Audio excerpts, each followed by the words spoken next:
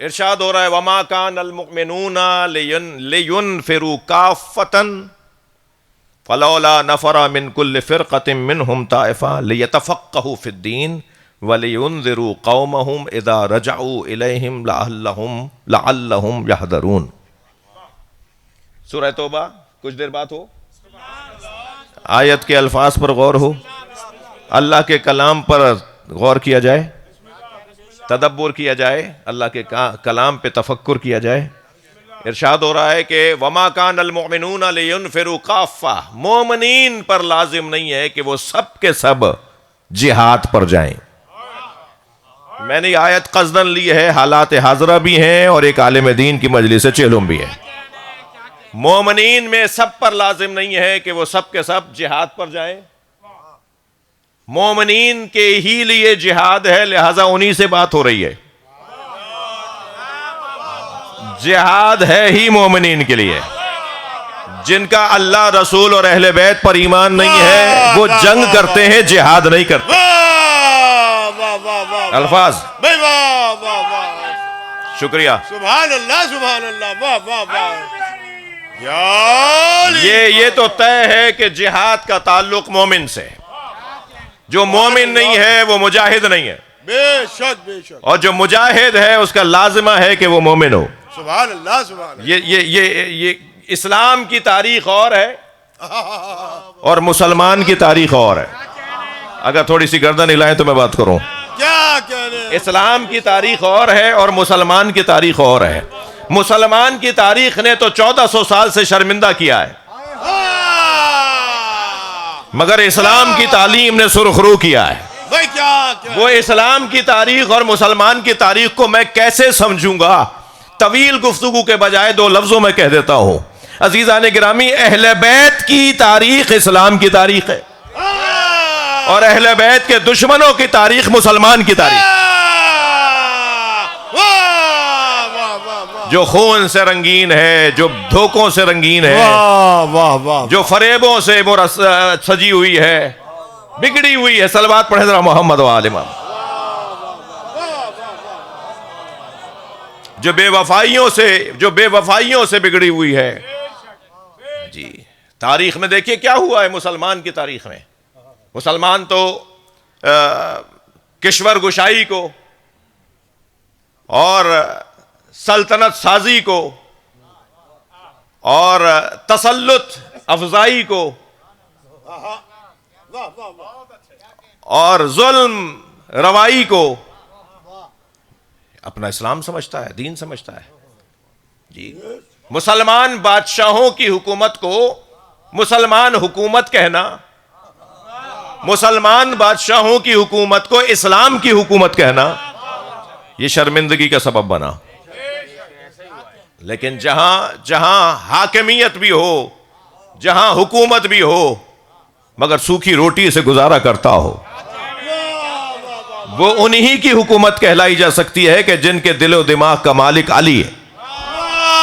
واہ واہ واہ، نعرہ حیدری، سادگی سے زندگی گزارنے والے اور حاکم مملکت بھی ہوں، سوکھی روٹی اور سادہ زیستی کے ساتھ جی حاکم بھی ہوں اور زاہد بھی ہوں۔ بہت مشکل ہے حاکم اور زاہد دونوں ساتھ ہو۔ حاکم ہے تو زاہد نہیں ہے، زاہد ہے تو حاکم نہیں ہے۔ لیکن اگر کوئی حاکم ہونے کے ساتھ زاہد ہو تو اسے علی خامنائی کہا جاتا ہے۔ صلوات پڑھ لیں محمد و آل محمد۔ جی، مومنین کے لیے وما کان المؤمنون لینفروا کافہ، تمام مومنین کے لیے لازم نہیں ہے کہ وہ جہاد پہ جائیں، یعنی مومن کے لیے جہاد، مگر ہر مومن کے لیے جہاد اللہ نے کہا ضروری نہیں ہے۔ پھر کیا کریں؟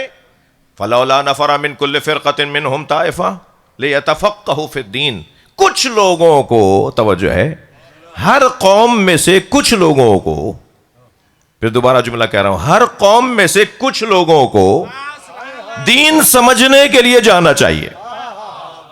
یعنی اللہ دو جو باتیں کر رہا ہے، جو اعلان کر رہا ہے، جو اللہ نے حکم دیا ہے، ایک جہاد کا اور ایک تفقہ فی الدین کا۔ یعنی اللہ کے نزدیک مجاہد اور فقیہ برابر کی حیثیت رکھتے ہیں. بھائی تھوڑا بول دو، بات جا رہی تھا. اللہ کے نزدیک مجاہد کا جو مقام ہے وہی فقیہ کا مقام ہے.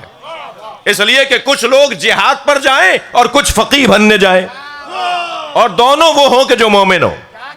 یعنی مومنین میں سے کچھ مجاہدت کریں، جہاد کریں، اور مومنین میں سے کچھ فقاہت کریں. تو یعنی مجاہد اور فقیہ دونوں برابر ہیں. کیا کمال ہے اس فقیہ کا جو مجاہد بھی ہو اور فقیہ بھی ہو. کیا عظمت ہے اس فقیہ کی جو فقیہ بھی ہو اور مجاہد بھی ہو. یعنی جس نے اللہ کے حکم پر یوں بھی عمل کیا ہو اور یوں بھی عمل کیا. کچھ لوگوں کو جانا ہوگا جہاد کے لیے اور کچھ لوگوں کو لیتفقہوا فی الدین، دین سمجھنے کے لیے جانا ہوگا. وَلِيُنذِرَ قَوْمَهُمْ إِذَا رَجَعُوا إِلَيْهِمْ، اور پھر صرف دین سمجھنا ہی ہدف نہ ہو.